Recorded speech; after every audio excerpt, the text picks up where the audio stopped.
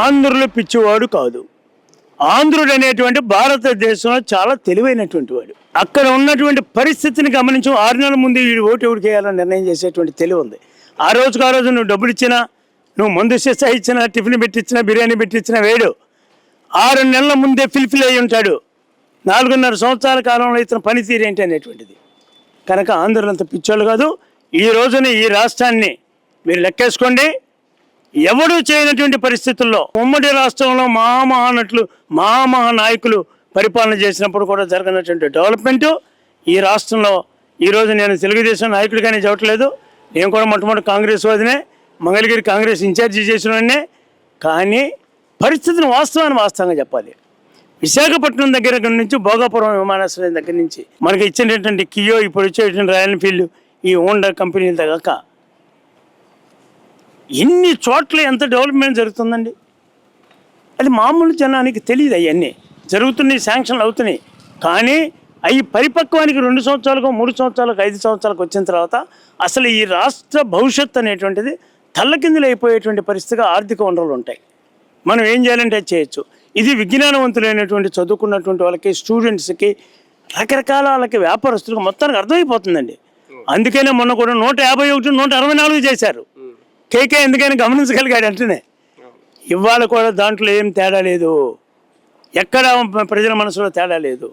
ఇస్తానన్నటువంటి సంక్షేమ కార్యక్రమాలు 35,000 కోట్లైనా అదనంగా మరికొన్ని సంక్షేమ కార్యక్రమాలు పాదయాత్రలో చూసిన తర్వాత వాటిని కూడా కంటిన్యూ చేస్తూ ఉన్నటువంటి పరిస్థితి. అంటే ఇప్పుడు 11, 12 సంక్షేమ పథకాలు వచ్చినాయి. కొన్ని కేంద్రంతో కలిసినవి వచ్చినాయి, కేంద్రంగా రాష్ట్ర బడ్జెట్తో జరిగే వచ్చినాయి. వాటిని అందరూ అనుభవిస్తూ ఉన్నారు. దాంట్లో ఇబ్బంది లేదండి. ఆటో ఎక్కేవాడు ఆటో ఎక్కుతాడు, ఫ్రీ టికెట్కి బస్సు ఎక్కేవాడు బస్సు ఎక్కుతాడు. ఆటో వాడికి ఇన్సూరెన్స్ కట్టుకోవడానికి, రిపేర్లు వచ్చినా కానీ పెట్రోల్కి, డీజిల్కి వాడికి గడవడానికి 15,000 రూపాయలు ఇస్తున్నాం.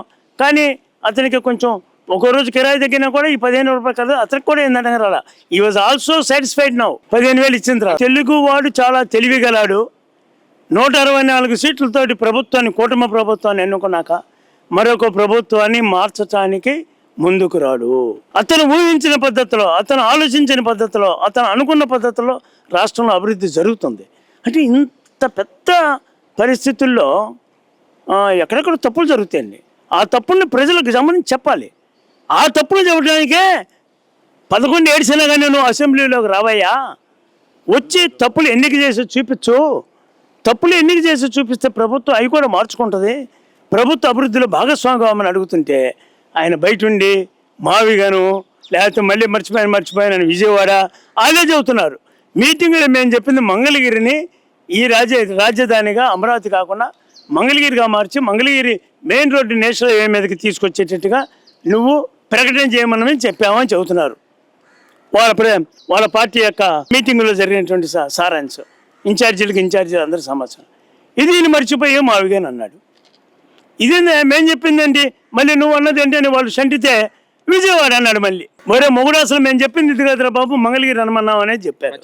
ఇటువంటి మతిస్థిమితం లేనటువంటి రాజకీయ నాయకుడిని ఒకసారి చూసిన తర్వాత మరలా తిరిగి 3 రాజధానులని ఈ రాష్ట్రాన్ని అల్లకల్లోలం చేయడానికి ప్రయత్నించినటువంటి నాయకుడిని మరలా తిరిగి ఈ రాష్ట్ర ప్రజలు ఎన్నుకుంటారనేటువంటి కలకన కాకండి.